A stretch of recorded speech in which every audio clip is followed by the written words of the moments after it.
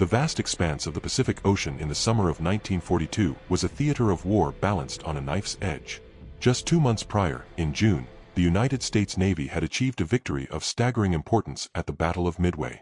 The Imperial Japanese Navy, until that point an seemingly unstoppable force, had lost 4 of its frontline aircraft carriers, Akagi, Kaga, Soryu, and Hiryu, along with their elite air groups and irreplaceable veteran pilots. This was not merely a tactical setback for Japan, it was a catastrophic strategic failure that shattered its offensive capability and initiative. The victory at Midway provided the Allies, primarily the United States, their first clear opportunity to transition from a desperate defense to a determined offense. The long-awaited American counterpunch in the Pacific was now not just a possibility, but an imminent reality. The strategic calculus for the Allies was complex. While Midway had broken the back of Japan's carrier strength, its empire still stretched across thousands of miles, fortified by a network of island bases. The immediate objective for the Allies was to select a point of attack that would yield maximum strategic advantage while remaining within the logistical and material constraints of a force still rebuilding from the devastation of Pearl Harbor. All eyes turned to the Solomon Islands, a verdant but disease-ridden archipelago northeast of Australia. Allied coastwatchers and aerial reconnaissance had delivered alarming intelligence. The Japanese were constructing an airfield on the large island of Guadalcanal. This single piece of information became the catalyst for one of the most critical campaigns of the Pacific War. The implications of an operational Japanese airfield on Guadalcanal were profound. From this base, long-range Japanese bombers could interdict the vital sea lanes connecting the United States with Australia and New Zealand, isolating the primary Allied forward base of operations in the South Pacific. This threat could not be tolerated. The planned, methodical offensive for the late fall of 1942 was abruptly accelerated. The directive came from the highest levels of the U.S. Navy. Admiral Ernest J. King, the formidable chief of naval operations, was a man driven by an unwavering belief in seizing the initiative. He famously opined, "Anyone who won't take a chance now and then isn't worth a damn. Difficulties exist to be overcome." This philosophy would define the upcoming operation. Thus, Operation Watchtower was born. It was an operation conceived in urgency and marked by a distinct lack of preparation. Dubbed Operation Shoestring by many of the participants who sensed its ad hoc nature, the invasion of Guadalcanal and the smaller islands of Tulagi and Gavutu was scheduled for August 7, 1942, a mere 5 weeks after Midway. There was no time for detailed rehearsals, comprehensive intelligence gathering, or the meticulous planning that usually accompanied such complex amphibious assaults. The Allied force, a mix of American and Australian ships carrying the 1st Marine Division, would have to rely on audacity and the element of surprise. Their mission was clear: storm the beaches, capture the nearly completed airfield, and establish a foothold from which to begin the long, hard road towards Tokyo. The stakes could not have been higher. The entire Allied offensive strategy in the Pacific now hinged on this hastily assembled fleet and the untested Marines it carried into battle. While the Allies scrambled to launch their offensive, the Imperial Japanese Navy was not a defeated force, merely a wounded one. Its surface fleet, particularly its cruiser and destroyer forces, remained largely intact and formidable.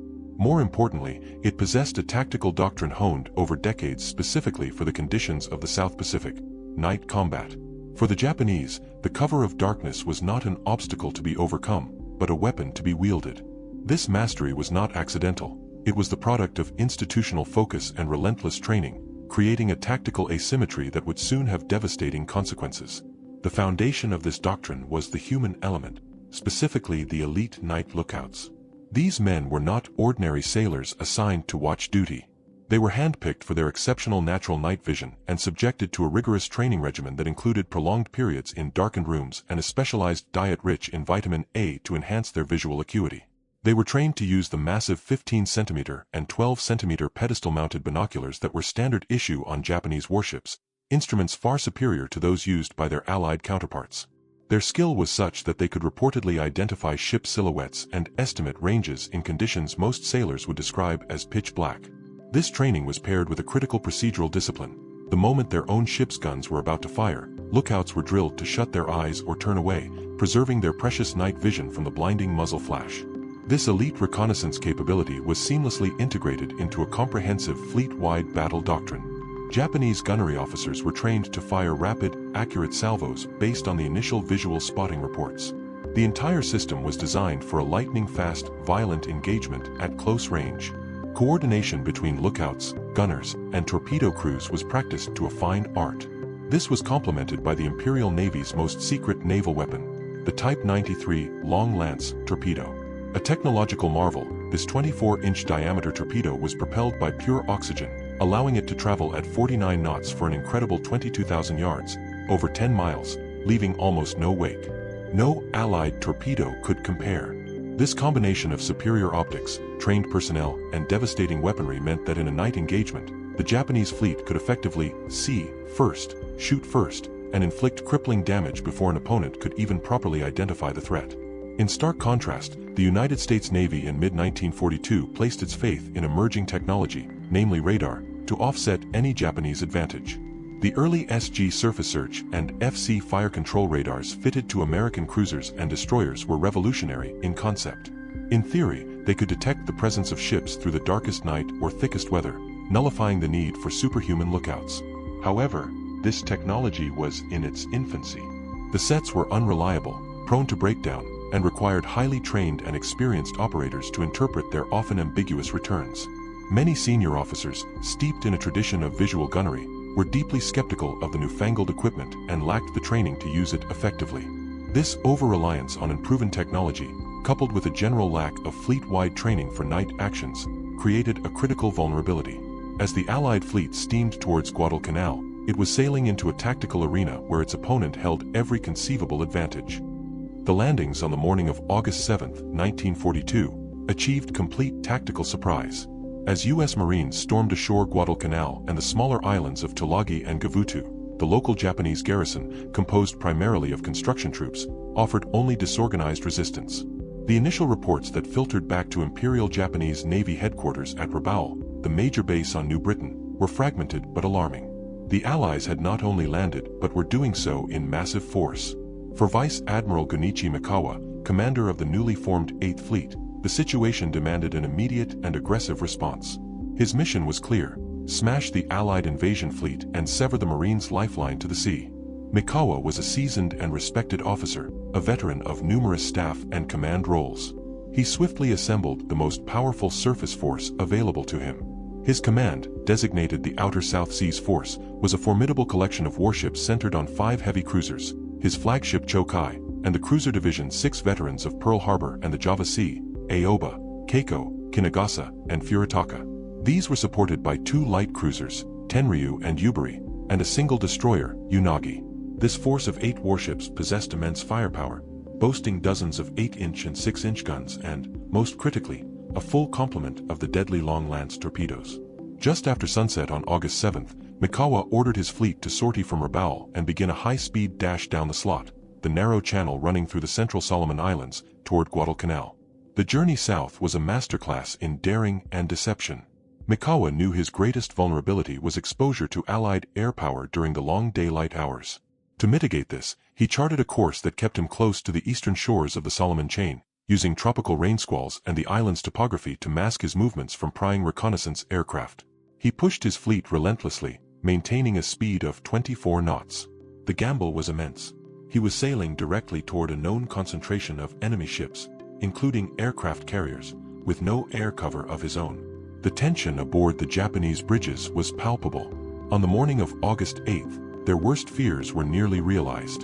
The American submarine S-38, lying in ambush in the St. George's Channel, sighted the Japanese formation. It sent a contact report, but the message was vague and failed to convey the size or composition of the force.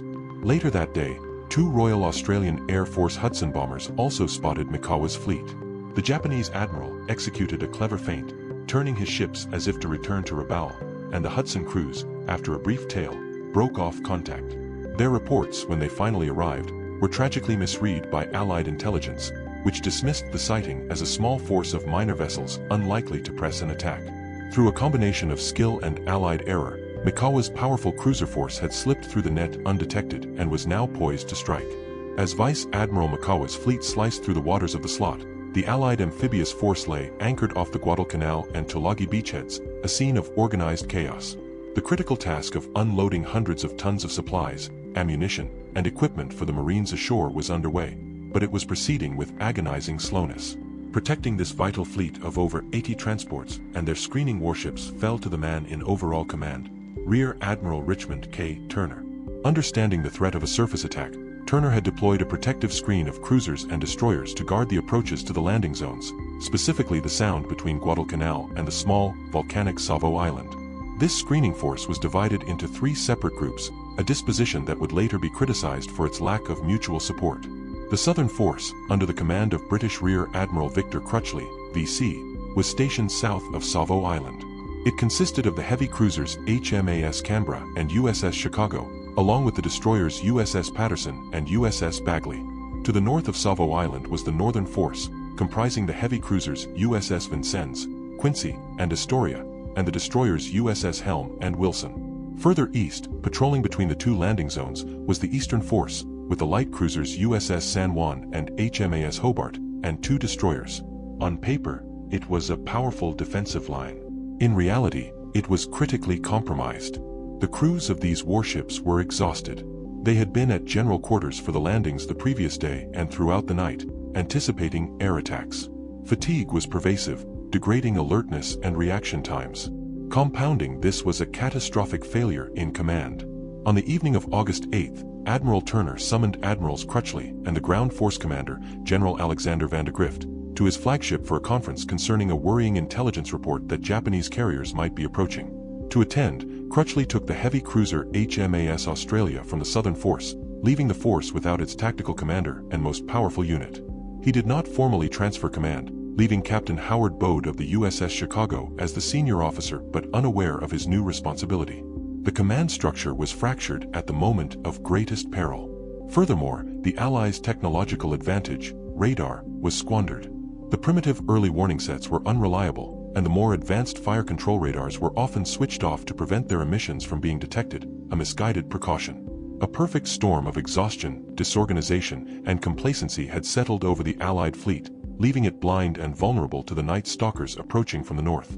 Under the inky blackness of a moonless, overcast night, Vice Admiral Mikawa's fleet approached Savo Island in a single, battle-ready column. His lookouts, their eyes fully adapted to the darkness, were the fleet's primary sensors, and they performed magnificently. At 0:44 on August 9th, they made first contact, sighting the destroyer USS Blue, stationed as a radar picket south of Savo Island. The Japanese column held its breath, executing a slow, silent turn to starboard, passing so close to the American destroyer that they could see her silhouette against the faint glow of the burning transport George F. Elliott. Incredibly, Blue's lookout saw nothing, and her primitive radar failed to distinguish the Japanese warships from the island's landmass. The first Allied line of defense had been effortlessly penetrated. Mikawa now unleashed his pre-planned reconnaissance. At 1:36, he launched 3 float planes from his cruisers. Their orders were twofold: to fly over the sound and confirm the exact positions of the Allied ships, and then to drop illuminating flares over the targets at the moment the main battery opened fire. The appearance of these unidentified aircraft was noted by several Allied ships, including the destroyers in the Eastern Force. Yet, in another critical failure of protocol and communication, they were assumed to be friendly, and no general alarm was raised. The stage was now set. Mikawa's ships, having rounded Savo Island to the south, sighted the dark shapes of Admiral Crutchley's Southern Force at a distance of just over 5 miles. At 1:43, the Japanese float planes dutifully dropped their brilliant white flares, hanging in the sky and casting an eerie, ghostly light over the unsuspecting Allied cruisers. For the crews of HMAS Canberra and USS Chicago, the world erupted in a sudden, terrifying inferno. Searchlight beams from multiple Japanese ships snapped on, pinning the Australian heavy cruiser in their glare. Seconds later, the night was torn apart by the roar of over 28-inch guns and the whoosh of torpedoes entering the water. The first salvos were devastatingly accurate. Canberra was immediately transformed into a blazing wreck. A shell hit her bridge, killing her captain and most of her senior officers. Simultaneously, 2 long lance torpedoes ripped into her engine rooms, snuffing out her power and leaving her dead in the water, listing and ablaze. She had managed to fire only a handful of shells in a desperate, unnamed response before being completely incapacitated. The battle had been underway for less than 5 minutes, and one of the Allied fleet's 2 heaviest ships in the Southern Force was already doomed. The onslaught then shifted to USS Chicago. A long lance torpedo struck her starboard bow, tearing a massive hole and sending a geyser of water high into the air. As Captain Bode rushed to the bridge, a hail of shellfire followed, destroying her foremast and a main battery director. Chicago began steaming west, then south, and finally in a wide loop to the east, firing her secondary batteries at the retreating Japanese searchlights but failing to effectively engage the main enemy force. Critically, Bode did not send a radio warning to the northern force of the attack. He assumed they were also under fire and would be aware, a fatal misjudgment. With Canberra burning and immobilized and Chicago fleeing the battle, the southern force had been effectively annihilated in a matter of minutes. Mikawa, his first objective achieved with brutal efficiency, now ordered his column to turn north, to seek out and destroy the remaining Allied warships. Having shattered the southern force with shocking speed, Vice Admiral Mikawa made a simple, decisive turn to the north. His ships, still in their disciplined single column, split into two groups to envelop the unsuspecting Allied northern force. The cruisers Aoba, Keiko, and Kinagasa swung west of Savo Island, while Mikawa's flagship Chokai, along with Furitaka, Yubari, and Tenryu, curved to the east of it. The three American heavy cruisers, USS Quincy, Vincennes, and Astoria, were patrolling in a stately box formation, their crews unaware that the battle to the south had even occurred. The first warning they had was the same as the southern forces: the sudden, blinding glare of Japanese searchlights and the scream of incoming shells. The northern force was caught in a perfect crossfire. The Japanese searchlights illuminated USS Quincy, the closest target, and the gunnery was merciless. Shells began to rain down on the cruiser from both port and starboard. For a few chaotic minutes, her crew fought back with remarkable courage. Her main batteries managed to fire several salvos, and one 8-inch shell struck the bridge of Mikawa's flagship, Chokai, killing 34 men and narrowly missing the admiral himself. It was the single most significant blow the Allies would land all night. But it was not enough. Quincy was being systematically dismantled. Her captain, mortally wounded on his bridge, gave the order to abandon ship just before two torpedoes slammed into her hull. She rolled over and sank at 2:38, taking with her most of her crew. USS Vincennes, the flagship of the northern force, suffered a similar fate. Believing the initial gunfire to the south was from a nervous Allied destroyer engaging a false contact, her captain had ordered illumination shells fired, which only served to make his ship a perfect target. She was immediately locked in by multiple searchlights and hammered by shellfire from at least 3 Japanese cruisers. A long lance torpedo hit her forward magazines, and a raging fire soon engulfed her entire superstructure, fed by the gasoline from her scout planes.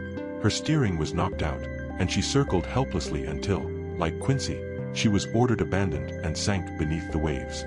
The third heavy cruiser, USS Astoria, entered the fight beset by confusion. Her captain, awakened by the gunfire, arrived on the bridge to find his ship already engaging. Fearing they were firing on friendly vessels in the chaos, he issued a disastrous order: cease firing. The brief lull was all the Japanese needed. By the time Astoria's gunners were permitted to re-engage, she was already a burning wreck. Her forward turrets were knocked out, and fires raged out of control. Though she remained afloat for several more hours, efforts to save her proved futile, and she became the third and final heavy cruiser to be lost that night. The supporting destroyers Helm and Wilson, unable to get a clear target in the melee, fired sporadically and escaped serious damage. In less than half an hour, the northern force had been erased from the order of battle. The roar of gunfire faded into an eerie silence, broken only by the crackle of burning ships and the desperate cries of survivors in the water. Aboard his flagship Chokai, Vice Admiral Mikawa had just achieved one of the most one-sided naval victories in modern history. In a lightning-fast engagement, his force had sunk 3 Allied heavy cruisers and crippled a fourth, while suffering only superficial damage to his own ships. The primary objective of his mission, however, remained unfulfilled: the destruction of the defenseless Allied transport fleet, now lying exposed and vulnerable off Lunga Point. The choice before him was stark and carried immense strategic weight: to press the attack and complete the mission, or to withdraw before daylight and the presumed threat of American carrier aircraft. A fierce and urgent debate erupted among Mikawa's staff on the bridge of the Chokai. Several of his officers, flushed with victory, argued vehemently for turning south into what they called Tully, the landing zone off Tulagi, and then Lunga, Guadalcanal, to annihilate the transports. They reasoned that the annihilation of the Allied screening force had cleared the path. The troop-laden ships were now sitting ducks, and their destruction would strand the 1st Marine Division ashore without reinforcements, heavy equipment, or adequate supplies. This, they argued, could potentially cripple the entire Allied offensive in the Solomons and achieve a strategic victory of incalculable value. Mikawa, however, was burdened by the responsibilities of high command. His calculus was one of risk versus reward. His fleet was now scattered and would require time to reassemble for a coordinated attack. The complex and time-consuming process of reloading the long-lance torpedo tubes was underway, leaving his ships temporarily less potent. He was acutely aware that his ammunition for his main batteries had been significantly depleted in the furious night action. Crucially, he operated under the grave misapprehension that the American aircraft carriers Enterprise, Saratoga, and Wasp, which had supported the landings, were still lurking nearby. To be caught by their dive bombers and torpedo planes in the open water after sunrise, with no air cover, would be to trade his glorious victory for a catastrophic defeat. Furthermore, the Japanese naval industry had ceased building heavy cruisers. Any loss from his force would be irreplaceable. At 2:20, Mikawa made his decision. He signaled his fleet. All forces withdraw. The Japanese column reformed and began a high-speed run north, back up the slot toward Rabaul. In a profound twist of fate, Mikawa's fears were misplaced. The American carrier task forces, low on fuel and fighter aircraft, had already been ordered to withdraw from the immediate area and were nowhere near Guadalcanal. The transports were utterly defenseless. A subsequent analysis by U.S. naval historians would conclude that had Mikawa proceeded, he could have swept the transport area clean. His decision to withdraw, while tactically prudent from his perspective, spared the Allies a logistical catastrophe that could have strangled the Guadalcanal campaign in its infancy. It was a monumental reprieve, purchased at the cost of 4 cruisers and over 1,000 lives. Dawn on August 9, 1942, revealed the grim aftermath of the battle. The sea around Savo Island was littered with debris, thick oil, and the struggling survivors of the sunken cruisers. The heavy smell of fuel and fire hung in the air. The Allies had suffered a staggering defeat. In less than 40 minutes of combat, they had lost the heavy cruisers USS Quincy, Vincennes, and Astoria, and the Australian heavy cruiser HMAS Canberra had to be scuttled by American destroyer torpedo after efforts to save her failed. The cruiser USS Chicago and 2 destroyers were heavily damaged. The human cost was even more severe. Over 1,077 Allied sailors were dead, with hundreds more wounded. In stark contrast, Mikawa's force had withdrawn with only light damage. The heavy cruiser Chokai had taken 3 hits, and Aoba and Kinagasa 1 each. Japanese casualties numbered a mere 58 killed. It was, by any measure, one of the U.S. Navy's most devastating losses. The strategic repercussions were immediate and severe for the Marines ashore. Shaken by the naval disaster and fearing further attacks, Admiral Turner made the difficult decision to withdraw the entire amphibious force, including the transports still laden with vital supplies, heavy artillery, ammunition, and engineering equipment, by the evening of August 9th. This left the 1st Marine Division on Guadalcanal isolated, understrength, and critically short of everything from food and ammunition to barbed wire and sandbags. They held a tenuous perimeter around the captured airfield, soon to be christened Henderson Field, with only what they had managed to unload in the first 48 hours. They were now, in the words of their commander General Van de Grift, on their own. Yet, from this crushing tactical defeat, a painful but vital process of institutional learning began. The U.S. Navy was shocked into a fundamental reassessment of its capabilities and doctrine. The battle served as a brutal, real-world test that exposed fatal flaws. In response, the Navy initiated sweeping reforms. Training for night surface combat became a paramount priority, with new emphasis on lookouts and the integration of radar information into gunnery solutions. Technology was rapidly advanced. New, more reliable radar sets were fast-tracked for installation, and the Combat Information Center, CIC, was developed to centralize and interpret sensor data, providing the task force commander with a coherent tactical picture. The flawed torpedoes that had plagued the U.S. fleet for years finally received the scrutiny needed to fix their defective detonators. The Battle of Savo Island was not the end of the Guadalcanal campaign. It was a brutal, formative lesson that forged a more capable, resilient, and ultimately victorious U.S. Navy in the crucible of the South Pacific. The long and bloody campaign for the island had just begun, but the Navy that emerged from the darkness of Savo would learn to master the night. Allied withdrawal of the transport fleet on August 9th created a logistical crisis for the 1st Marine Division on Guadalcanal. They were left with only a precarious foothold, critically short of rations, ammunition, and heavy equipment. The captured airfield, hastily renamed Henderson Field in honor of a Marine pilot lost at Midway, became the absolute center of gravity for the entire campaign. Its possession would dictate the flow of the battle for the next 6 months. The Japanese, recognizing their missed opportunity at sea, immediately began efforts to reinforce their troops on the island and dislodge the Marines. This set the stage for a brutal pattern of naval conflict that would dominate the waters north of Guadalcanal, an area soon grimly nicknamed Iron Bottom Sound, for the growing number of warships from both sides resting on its floor. The U.S. Navy, reeling from the Savo Island disaster, was forced to adapt instantly. It could not cede control of the seas entirely. The initial solution was the creation of fast, high-risk supply runs by destroyers and later, specially configured destroyer transports, APDs. These ships would make desperate dashes up the slot to deliver critical supplies and reinforcements, often under cover of darkness to avoid Japanese aerial bombardment. This ad hoc system, while sustaining the Marines, was insufficient. The naval campaign evolved into a relentless series of bloody, close-range night engagements around Guadalcanal. Battles like the Eastern Solomons in August, Cape Esperance in October, and the brutal, chaotic two-night naval Battle of Guadalcanal in November saw the U.S. Navy apply the harsh lessons of Savo Island. They began to integrate radar data more effectively, improve their torpedo tactics, and fight with a newfound, if costly, aggression. The legacy of Savo Island was not one of finality, but of a painful and necessary transformation. The defeat served as a brutal catalyst that shattered any lingering complacency within the U.S. Pacific Fleet. It forced a technological and doctrinal revolution, accelerating the development of shipboard radar, the implementation of the Combat Information Center, CIC, and a renewed emphasis on realistic night fighting training. The victory disease that had afflicted the Japanese after their early war successes found its parallel in a defeat reaction for the Americans, a determined, analytical drive to identify and correct failure. The U.S. Navy that fought at the Naval Battle of Guadalcanal in November 1942 was a far more capable and lethal force than the one surprised in August. Savo Island stands not as an isolated disaster, but as the dark beginning of a hard-fought path to naval supremacy, a stark reminder that in war, the most valuable lessons are often written in blood and fire. The final, grim accounting of the Battle of Savo Island cemented its place as one of the most lopsided naval defeats in American history.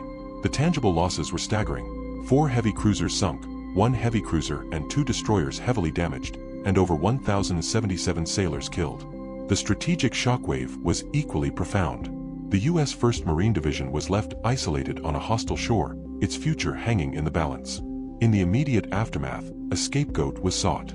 Official inquiries, including the Hepburn investigation, placed primary blame on the individual failures of officers like Captain Howard Bode of the USS Chicago and cited a general lack of preparedness. While these individual command failures were real, they were symptoms of a deeper, systemic malaise. A more nuanced historical analysis reveals that Savo Island was not a failure of courage, but a failure of system against system. The U.S. Navy entered the battle with a doctrine that was untested and ill-suited to the tactical reality it faced. Its technological advantage in radar was nullified by a combination of unreliable equipment, insufficient operator training, and a command culture that did not yet fully trust or understand how to integrate the new tool into its battle rhythm. The fleet was exhausted and its command structure was fractured at the critical moment. In contrast, the Imperial Japanese Navy executed a flawless, pre-rehearsed tactical playbook built on a foundation of specialized training and superior night fighting technology. They were the masters of their chosen domain.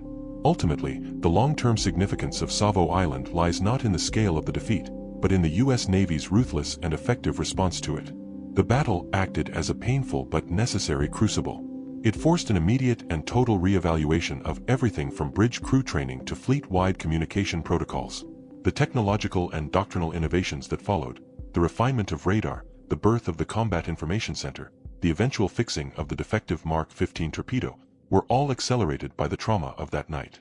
The U.S. Navy learned to fight at night, and in doing so, it gradually stripped the Japanese of their greatest tactical advantage.